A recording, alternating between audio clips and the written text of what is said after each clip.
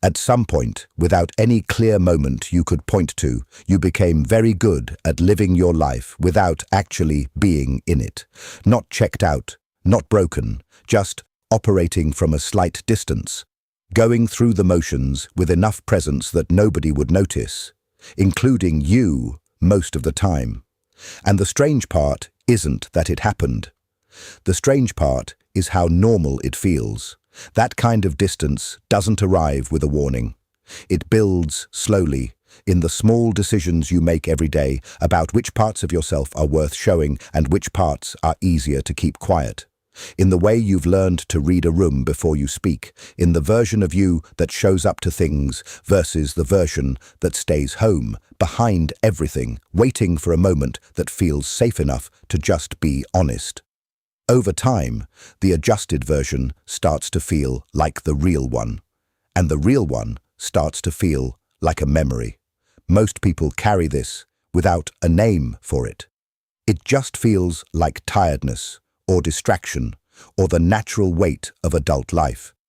But occasionally, in the pause before sleep, or in the middle of a conversation that suddenly goes quiet, something surfaces. A brief, unguarded second where you feel genuinely unfamiliar to yourself. Not lost, not sad, just uncertain in a way that has no obvious explanation, and then it passes, because you've gotten good at letting it pass. Here's what's worth paying attention to, though. Those moments don't come from nowhere. They're not random. They tend to arrive right after something that should have felt meaningful. A goal you reached, a night that should have been good, a version of your life clicking into place the way you planned. And instead of feeling full, you feel strangely untouched by it. Like it happened to you, but didn't quite reach you. And you move on quickly. Because sitting with that feeling asks something you're not sure you want to answer. That question has been circling you for longer than you've been willing to admit. It's not dramatic. It doesn't feel like a crisis. It feels more like a low, persistent awareness that the life you're living and the person living it aren't quite the same size. That somewhere between who you were before the world started shaping you and who you became in response to it, something got quietly left behind. Not taken, not destroyed, just set down somewhere and never picked back up. What makes this difficult to talk about is that it doesn't fit the vocabulary people use for unhappiness. You're not suffering, you're functioning. You might even be doing well by most measures. But functioning and being present aren't the same thing. And somewhere underneath the daily motion of your life, you already know that. You've always known that. You just haven't had a reason to stop long enough to ask why the gap between them exists in the first place.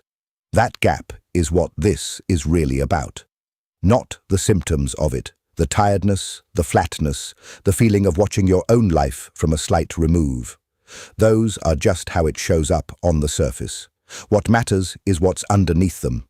The specific pattern that creates the distance, that keeps you performing yourself instead of simply being yourself, that makes full presence feel strangely unsafe even when nothing is actually wrong.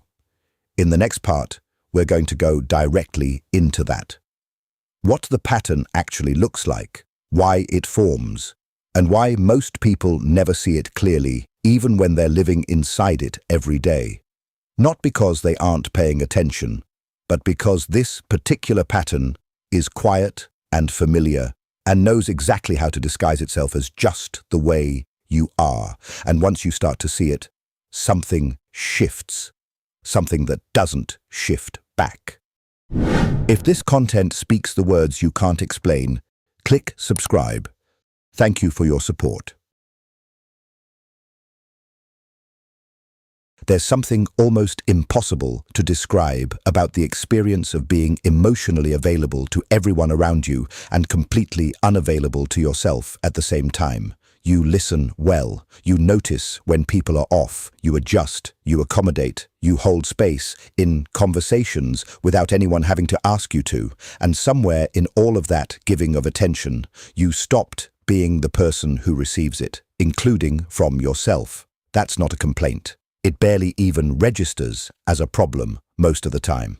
It just quietly becomes the shape of how you move through the world, and the world rewards it. That's part of what makes it so hard to question. The version of you that smooths things over, that doesn't ask for too much, that handles its own emotional weight privately without burdening anyone with it. That version is easy to be around. People trust it. People rely on it. You've probably been described as dependable or calm or grounded, and you received those words as compliments because they are compliments, and also because something in you was relieved that what people saw was the managed version, not whatever is underneath it. The underneath part doesn't get much airtime. It has thoughts that don't translate well into conversation, feelings that would require too much explanation to share and even more to have received correctly, so they stay where they are. Internal, private, not repressed in any dramatic sense, just held, quietly held, the way you hold breath when you're not sure a room is safe yet. And then, after a while, you forget you were ever holding it, and it just becomes the way you breathe. What accumulates from that isn't bitterness. It isn't resentment. It's something more neutral and in some ways harder to address because of it. It's a kind of interior silence, a place inside that has gotten very used to not being consulted. You make decisions, you navigate your days, you respond to what life puts in front of you. But the part of you that has actual preferences, actual instincts, actual desires that weren't shaped by what anyone else needed from you, that part has been quiet for so long, it sometimes feels like it might not be there at all. And every once in a while, that thought arrives without being invited. What do I actually want? Not practically, not responsibly, just want. And the honest answer, more often than you'd expect, is a silence that has nothing to do with contentment. There's a specific kind of social exhaustion that comes from this that people rarely talk about because it looks nothing like what exhaustion is supposed to look like. You're not drained by difficult people or hard situations necessarily. You're drained by easy ones, normal ones.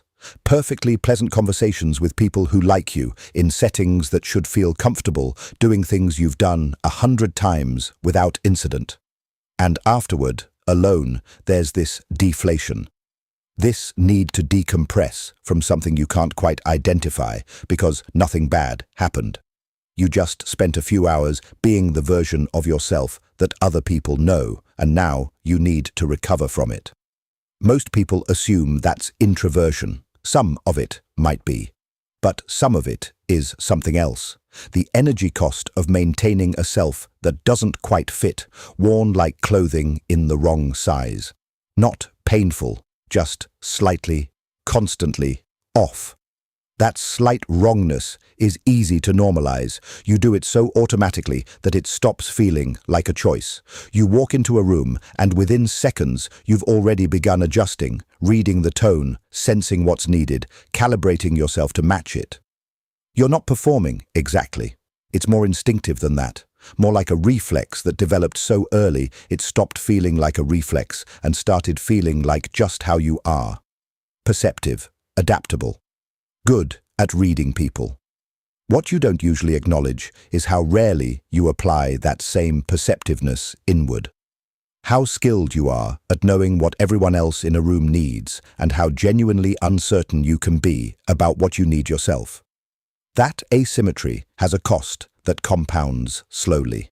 There are days when you move through your entire life without a single moment of doing something purely because you wanted to. Every action has a reason tied to someone else's comfort or expectation or the image of yourself you're trying to maintain. And at the end of those days, you can't explain why you feel hollow, because you did things, you were productive, you showed up everywhere you were supposed to show up. But none of it touched the place that actually needed something, because you never stopped long enough to find out what that place was asking for. And here's the uncomfortable part of that. At a certain point, you stop knowing what you actually enjoy. Not because you've lost the capacity for it, but because enjoyment became such a low priority, such a quiet casualty of everything else, that you're genuinely out of practice. You try things and wait to feel something, and sometimes something comes, and sometimes there's just a kind of blankness that you quickly fill with the next obligation. People ask what you do for yourself, and you have answers. But somewhere slightly behind those answers is a faint uncertainty about whether any of it is actually for you, or whether it just became another performance of someone who has hobbies and takes care of themselves and has it reasonably together. The performance of having it together is its own particular trap, because the more convincingly you do it, the less anyone thinks to ask whether you're okay. And you don't ask either, really, because the question feels disproportionate. Nothing is wrong. You have no justification for the low-grade hollowness, so you treat it as irrational, something to be managed and moved past, rather than something worth paying attention to. You are your own most efficient dismisser. You hear the quiet distress signal, and you tell it, "Not now.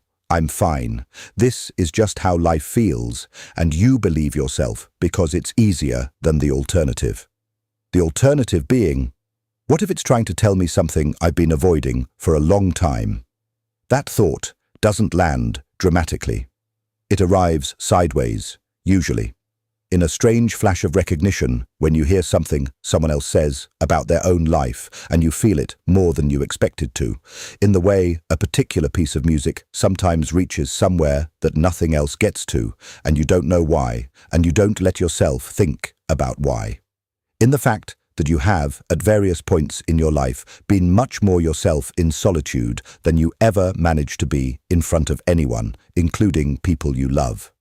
There's something in that gap worth looking at. The solitude version of you. The one that thinks in full sentences, that has opinions it never shares, that feels things without immediately moderating them. That version isn't a secret self or a hidden self in any dramatic sense. It's just the self that hasn't had to adapt, the one that exists before the room requires something from it. And the distance between who you are in that private space and who you become the moment anyone else is present. Most people would rather not measure that distance too carefully, because measuring it leads somewhere. It leads to the question of which version is the real one. And that question, if you let it, starts pulling at things. Not in a way that feels like revelation, not yet, but in a way that creates a low, persistent unease. An awareness that the you people know, the you that moves through the world competently and holds itself together and keeps most of the complicated interior stuff out of the conversation. That version might be the most sophisticated coping mechanism you've ever built, and you might have built it so well and so long ago that it now feels like a self. Not a mask, not a lie, but not quite the whole thing either. That is an uncomfortable thought to stay inside. And most people, when they get close to it, find a reason to leave. Not consciously, just a notification appears, or there's something to do, or the thought softens back into the background noise of daily life. And the moment passes, and they return to the functioning version without ever getting to the thing underneath it. In the next part, we start to look directly at what that thing underneath actually is, where it came from, why it formed the way it did. There's a reason this distance between you and yourself isn't random. A specific mechanism, quiet and deeply rooted, that most people never identify in themselves because it hides in places that feel completely ordinary. That's where this goes next, and it's closer than you think. Here's the thing nobody really prepares you for, the distance between you and yourself, the muting, the adjusting, the careful management of which version of you shows up where. None of that started as a problem. It started as a solution. A very early, very intelligent solution to something that felt unsafe. And the reason it's so hard to see clearly now is that it worked. It kept things smooth. It kept you acceptable. And somewhere along the way, what began as a strategy became a self. That's worth sitting with for a moment, because it means the version of you that you've been quietly frustrated with, the one that over-adapts, that holds back, that shows up to its own life with one foot already out the door. That version wasn't a failure of character. It was a response. A learned response to an environment that, at some point, made full emotional presence feel like a risk worth managing. You didn't become this way randomly. Something taught you that being entirely yourself had costs, and you were paying attention. The problem is, you're still paying attention to a lesson the original situation no longer requires. Most people, when they get close to this realization, expect to find something dramatic underneath it. Some clear wound, some specific moment, some obvious reason for the way they are. And sometimes that's there, but often it isn't. Often it's much more ordinary than that. It's the accumulation of small signals received over years. The times enthusiasm was met with flatness. The times need was answered with impatience. The times the full version of you made someone uncomfortable, and you noticed, and you filed that away without meaning to. Not trauma in any clinical sense, just information. Information that your nervous system took seriously and built a behavioral structure around. That structure is what you've been living inside, and here's where it gets uncomfortable. That structure isn't just about behavior. It goes deeper than what you do. It shapes what you let yourself want. Because if you learned early that certain needs created friction, that wanting too much or being too much or needing something that wasn't convenient for the people around you caused a particular kind of tension, then at some point you started pre-editing your own desires before they fully formed. You started wanting in a smaller way, a safer way, a way that didn't require anything from anyone and therefore couldn't be denied or dismissed or met with that particular look that you remember without being able to name exactly when you first saw it. That pre-editing is so automatic now that you barely notice it's happening. You feel a flicker of wanting something, and before it becomes a full thought, a quieter voice has already assessed it. Is this reasonable? Is this too much? Will this require something of someone? And if the answer to any of those is uncertain, the wanting gets softened, revised, or quietly dropped. Not because you're passive, not because you don't have preferences, but because at a very foundational level, something in you learned that your full emotional needs were a burden to be managed rather than a reality to be met. That belief, and it is a belief, even though it doesn't feel like one, even though it feels like just accurate perception. That belief is the thing running underneath almost everything else. It's why you find it easier to give than to receive. Not because you're naturally generous, though you may be, but because receiving requires a moment of genuine vulnerability that giving never does. Giving keeps you in control of the exchange. Receiving means allowing someone to see what you actually need, and that exposure, however brief, however ordinary, carries a trace of the old risk. The risk of being too much, of needing more than you're worth, of finding out, in some small, quiet way, that you are less important to someone than you allowed yourself to hope. So you stay on the giving side, and you call it independence. There's also something strange that happens with identity inside all of this.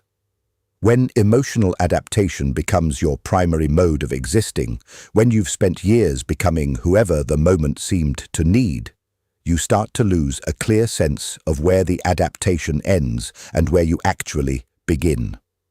And that's not a metaphor. That's a real, disorienting experience. The experience of reaching inward for a stable sense of who you are and finding something that shifts depending on what you're reaching toward. Some people describe it as feeling like they have multiple selves and none of them are quite real. Others describe it more as an absence, not multiple conflicting selves, but a hollow where a self was supposed to be. Neither of those is a disorder. Both of them are what happens when a person spends long enough responding to their environment rather than inhabiting themselves.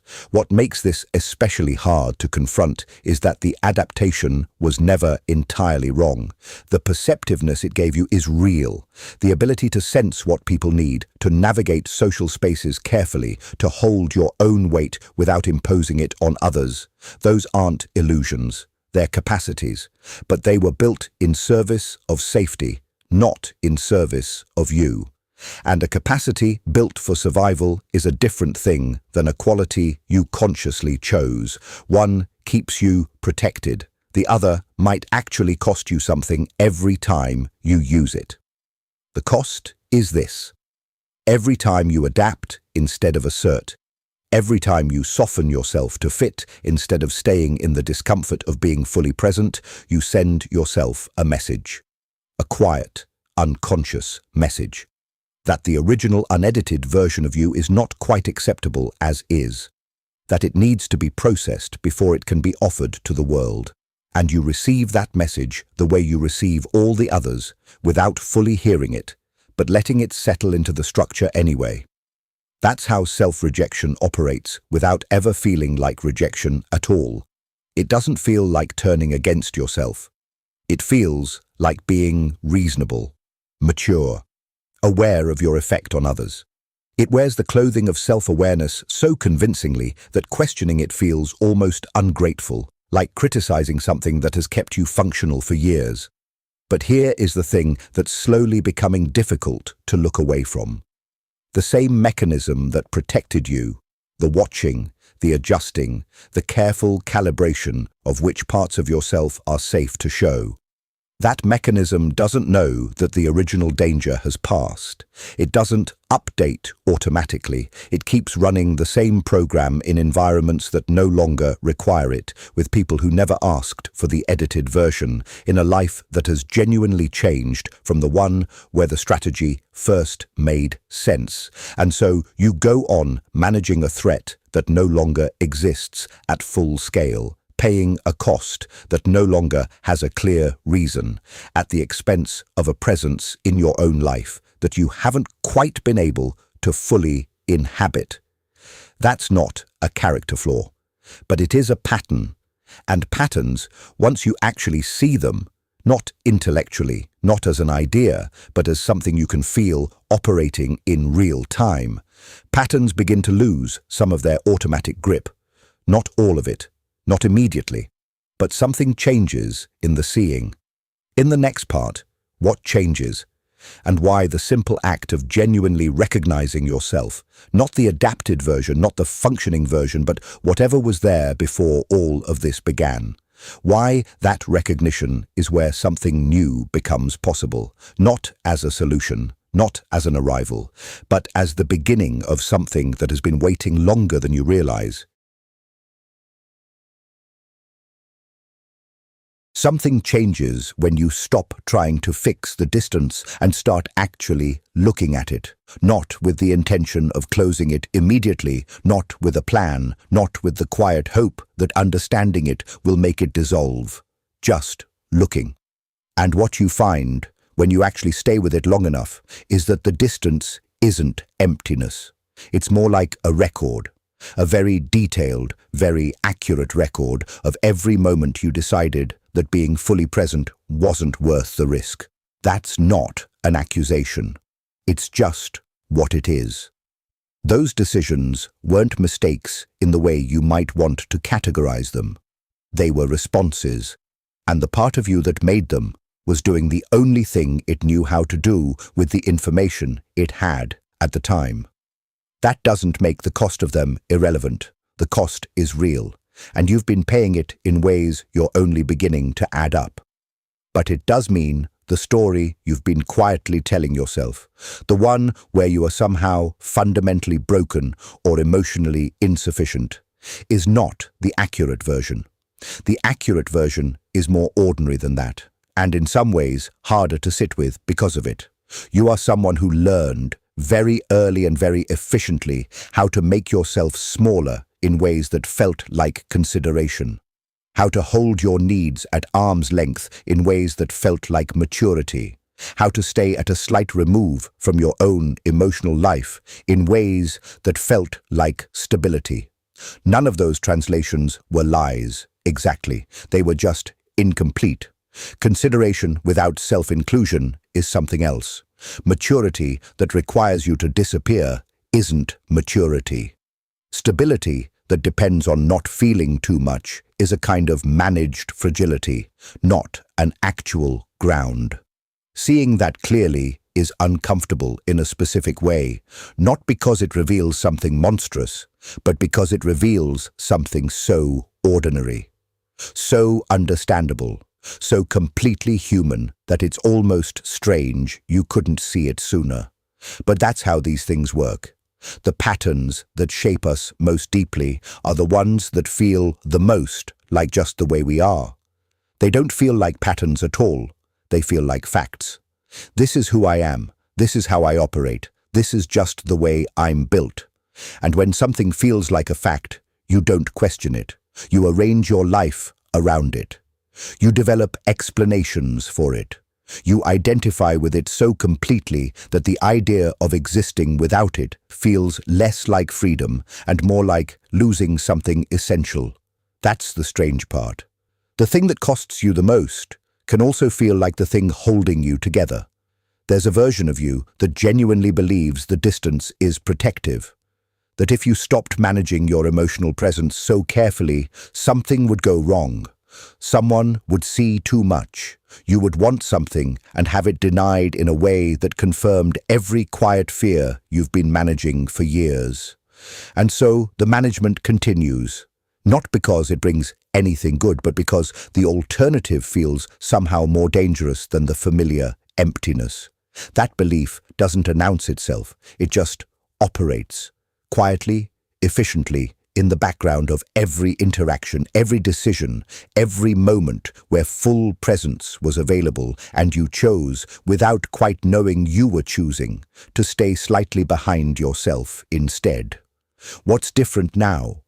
What begins to shift, not dramatically, but in the way that a room slowly becomes clearer as your eyes adjust, is that you can see the choice, not all of it, not perfectly, but enough to notice the moment it's happening in real time, the moment you start to calibrate, the moment the reflex moves in ahead of you, the moment you begin editing yourself before anyone has asked you to. That noticing is not nothing. It doesn't immediately stop the pattern. Seeing a habit clearly doesn't dissolve it. Anyone who has ever tried to change anything about themselves knows that intellectual understanding and actual change are separated by a distance that takes time to cross. But something does shift in the seeing. The pattern loses a degree of its invisibility, and things that can be seen can eventually be related to differently.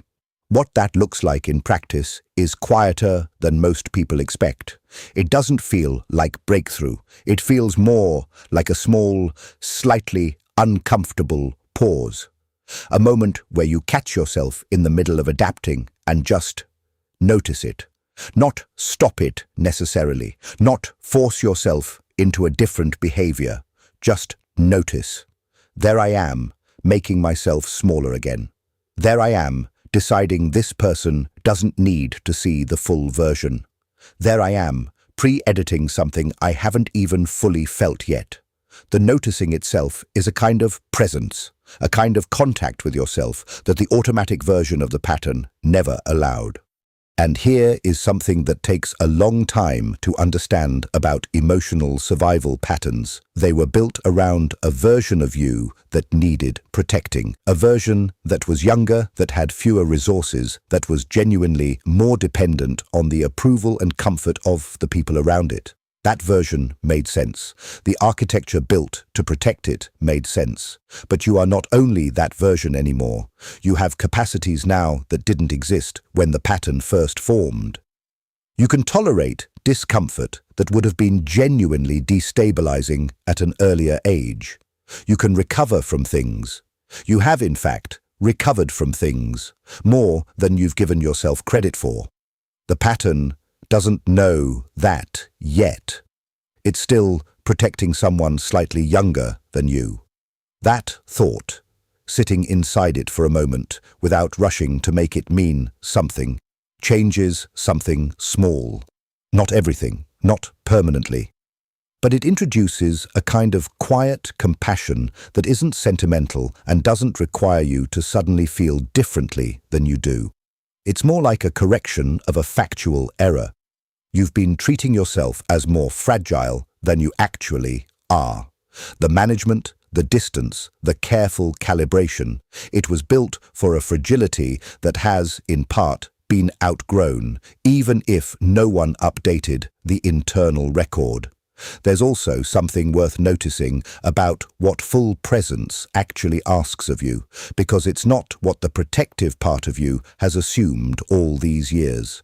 Presence doesn't require that you have no limits. It doesn't require that you expose everything to everyone, or stop being selective about what you share and with whom. The full version of you doesn't mean an unfiltered version. It means a version that exists fully on the inside, even when the outside remains appropriately measured. The difference between choosing how much to show and not having access to what you're hiding, that gap is the whole thing. Most of the work, if it can even be called work, is simply in closing that gap.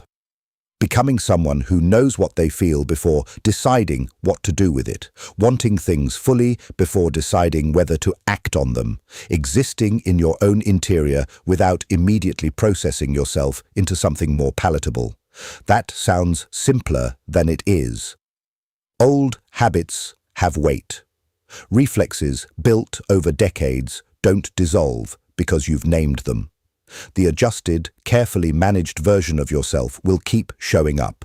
In the middle of conversations, in the spaces between what you feel and what you say, in the automatic smallness that arrives before you've had time to decide you wanted to be larger.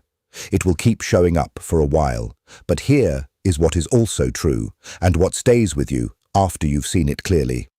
At some point, something in you decided that its own full existence was a problem to be solved rather than a life to be lived. That decision was made quietly, without ceremony, in response to a world that seemed to require it. And what you're slowly beginning to understand is that the world doesn't require it anymore. Maybe it never required as much of it as you gave.